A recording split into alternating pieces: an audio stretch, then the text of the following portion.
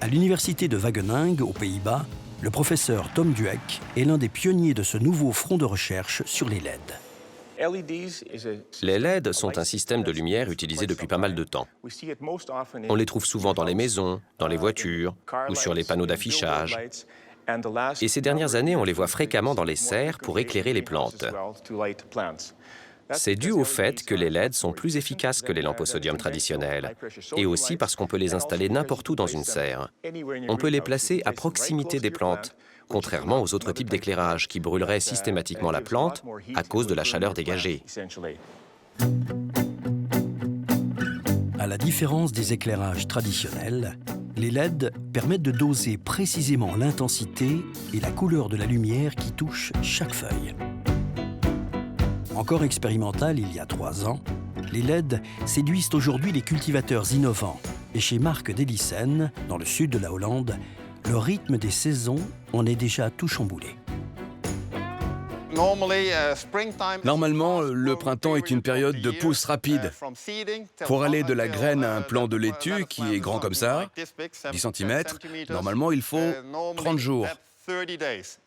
Alors qu'en hiver, dehors, quand les jours sont courts et qu'il y a très peu de lumière, cette même plante prendra 100 jours avant d'atteindre cette taille. À l'intérieur des chambres à LED, on a une pousse similaire à celle du printemps. On peut dire que le printemps, c'est toute l'année dans les chambres à LED. Au soleil, au printemps, on se sent heureux. C'est pareil pour une plante. Ça nous a pris 4 ans pour construire une chambre à LED comprenant 7 niveaux. On partait de rien et on a dû faire beaucoup de recherches. C'est un vrai défi. Au total, dans les 4 cellules, on a en moyenne 1 million de plantes qui sont ici. À Noël, on a plein de commandes et on n'a qu'à tourner un peu les boutons pour augmenter la température ou ajouter plus de lumière.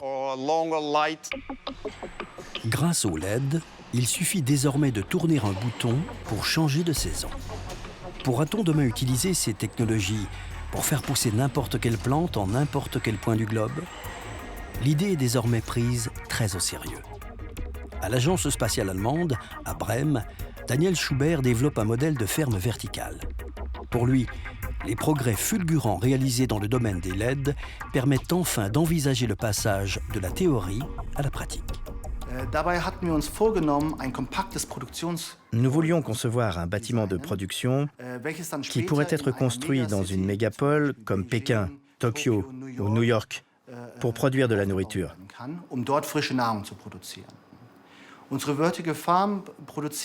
Notre ferme verticale produit 13 tonnes de nourriture fraîche par jour, qui sont vendues dans le supermarché. Jusqu'à maintenant, c'était toujours trop cher d'utiliser de la lumière LED.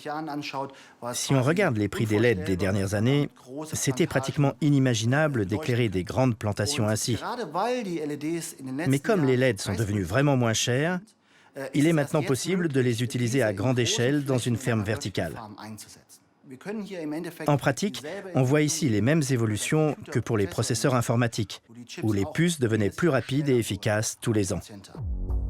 Paradoxalement, la solution technologique la plus importante pour les fermes verticales vient du pays le plus plat au monde, la Hollande. Et dans les serres de Rotterdam, de nouveaux soleils artificiels commencent déjà à se lever.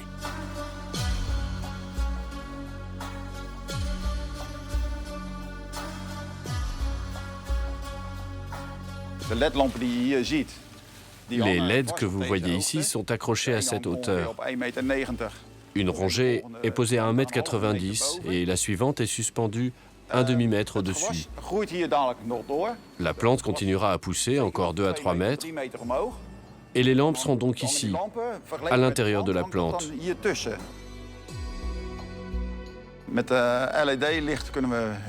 Avec la lumière LED, nous pouvons avoir plus de plantes par mètre, plus de tomates. Et ceci nous donne un meilleur rendement, mais également une réduction des coûts. Notre production augmente ainsi de 20 à 25 %. Donc 25 % de tomates en plus par rapport à un éclairage traditionnel. Des résultats déjà spectaculaires. Mais pour les chercheurs, ce n'est qu'un début, car le contrôle de la lumière ouvre aux agronomes un champ entièrement nouveau. Nous utilisons différentes couleurs de lumière et nous cherchons à créer une recette lumineuse. On veut trouver comment répartir les lumières le plus efficacement possible dans l'espace et dans le temps pour faire pousser les plantes telles que nous le souhaitons.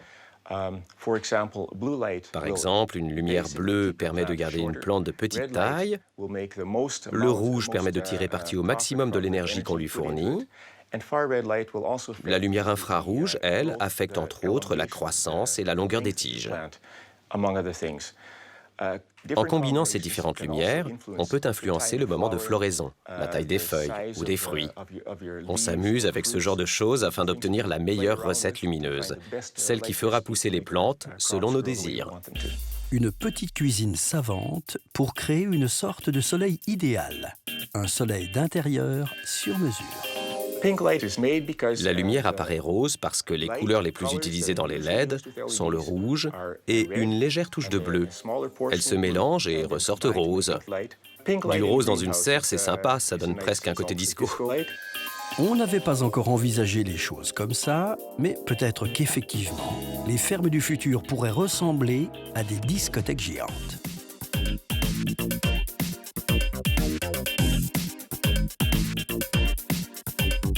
Mais quel genre d'alimentation nous réserverait ces disco-fermes aux allures de vaisseau spatial?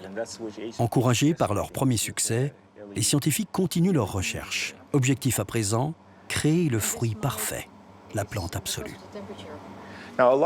Beaucoup de gens pensent qu'une bonne tomate ne peut pousser qu'à la lumière du soleil, dehors, dans le sol. Eh bien, ce n'est pas le cas. Si on connaît le type de nutriments qu'une tomate reçoit en extérieur, alors on peut les lui fournir en intérieur. On a un meilleur climat pour les plantes et on peut les faire pousser toute l'année. Donc il est possible de faire pousser une bonne plante productive en intérieur, aussi bien et même mieux qu'en extérieur. En réglant le spectre de la lumière, nous pouvons régler très précisément le goût de la plante, le goût du légume ou celui du fruit. Nous pouvons par exemple fabriquer une tomate hollandaise, mais aussi une tomate d'un jardin d'Italie du Sud. Un soleil rose, à base de LED, pourrait-il donner aux fruits autant de goût qu'un vrai soleil d'Italie? Pour les consommateurs, c'est tout de même un peu dur à avaler. Sauf que chez les producteurs hollandais, la question du terroir ne se pose déjà plus vraiment.